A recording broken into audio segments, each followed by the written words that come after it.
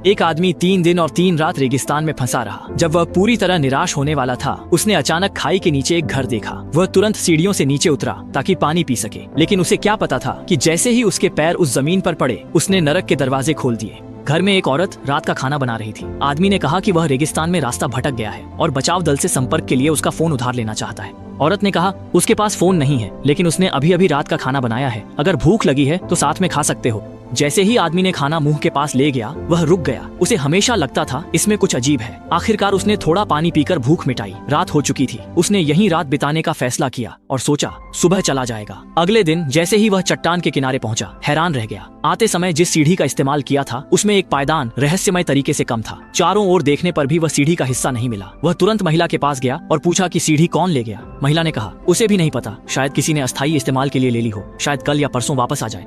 यह सुनकर आदमी के मन में अजीब विचार आया। उसने सीढ़ी की ओर देखा और सोचा कि वह तो रोमांच के लिए आया है, थोड़ी मुश्किल देखकर रुक नहीं सकता। इसलिए उसने बिना सहारे चट्टान पर चढ़ने का फैसला किया।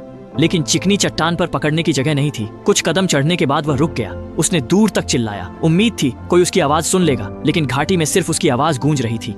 आदमी थक गया, इसलिए उसने रुककर सीढ़ी का इंतजार करने का फैसला किया। वह इस बात पर ध्यान नहीं देता कि औरत के चेहरे पर जीत की मुस्कान है। 7 दिन बीत गए, लेकिन सीढ़ी वापस नहीं आई, जिससे आदमी बेचैन हो गया। उसने टूल बॉक्स से हथौड़ा निकाला, सामान समेटा और फिर कोशिश करने लगा। हर हथौड़े की चोट उसके लिए सहारा बनी और वह धीरे धीरे चढ़कर पहाड़ की आधी ऊंचाई तक पहुंचा। जब वह लगभग सफल होने वाला था, ऊपर से किसी ने मुर्गी नीचे फेंक दी।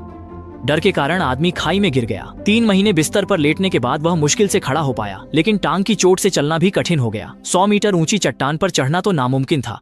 ठीक उसी समय जब वह निराशा में डूबा हुआ था, चट्टान पर अचानक 2 बच्चे दिखाई दिए। आदमी तुरंत उनके पास गया और मदद मांगी। कहा कि वह नीचे फंस गया है और बाहर नहीं निकल पा रहा। उम्मीद है वे पुलिस को सूचना देने में मदद कर सकते हैं। लड़के ने कहा कि उसके पास विंच मशीन है, जिससे वह उसे ऊपर खींच सकता है, लेकिन उसे घर जाकर लाना होगा। आदमी ने धन्यवाद कहा और बोला कि चाहे जितना समय लगे वह इंतजार करेगा। कुछ घंटों बाद सचमुच एक रस्सी नीचे फेंकी गई। लड़के ने आदमी से कहा खुद को कसकर बांध ले, वे ऊपर से उसे खींचेंगे। ऊपर चढ़ते समय आदमी घर देखता, जैसे वह उसे छोड़ना नहीं चाहता। महिला कमरे में शांतिपूर्वक खड़ी होकर पुरुष को देख रही थी, मानो उसने पहले से ही नतीजे का अंदाजा लगा लिया हो।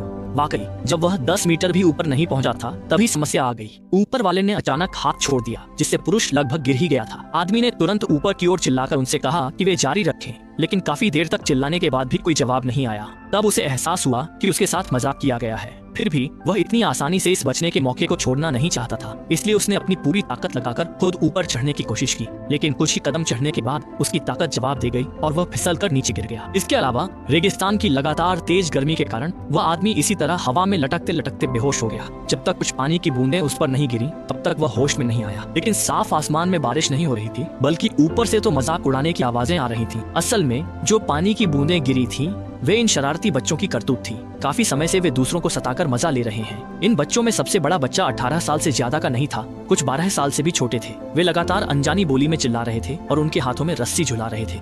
आखिरकार आदमी चट्टान से टकराया और बेहोश हो गया। महिला ने समय रहते उसे बचा लिया, जिससे उसकी जान बच गई।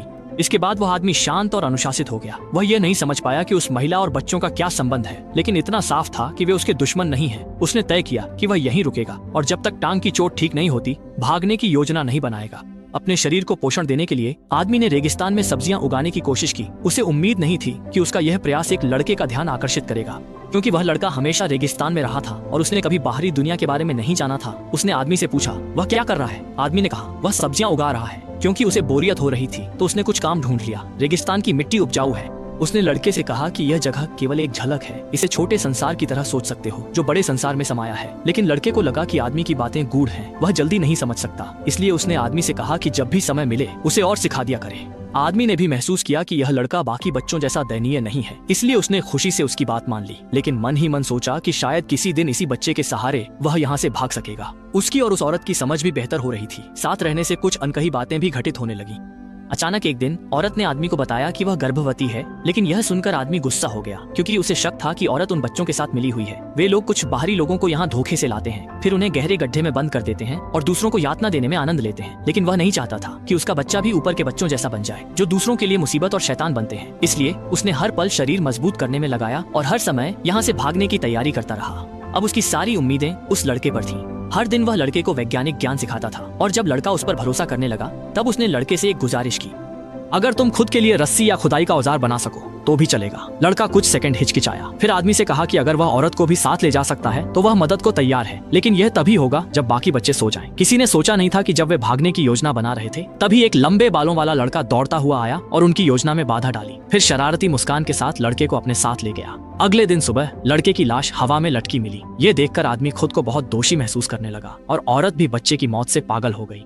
वह जोर जोर से चिल्लाया कि भाइयों के बीच इस तरह आपस में हत्या नहीं होनी चाहिए, लेकिन ऊपर खड़े बच्चों ने उसकी बात का जवाब सिर्फ बेरुखी से दिया। आदमी उसे दिलासा देने आगे बढ़ा, लेकिन बदले में उस पर थूक दिया गया। अब आदमी को समझ आया कि मरा हुआ लड़का उसी औरत का अपना बेटा था। अगर आदमी ने भागने की जिद न की होती तो उसका बच्चा इतनी बुरी तरह नहीं मरता। उसने सारी गलती आदमी पर ही मर दी। आदमी के चौंकने के दौरान औरत ने एक लकड़ी का डंडा उठाया और उसके सिर के पीछे जोर से मार दिया। समय बीतते 6 महीने हो गए। आदमी पिंजरे में बंद था। उसकी हालत कुत्ते से भी बदतर थी, फिर भी उसने जीने की उम्मीद नहीं छोड़ी। इसी दिन उसे एक मौका मिला।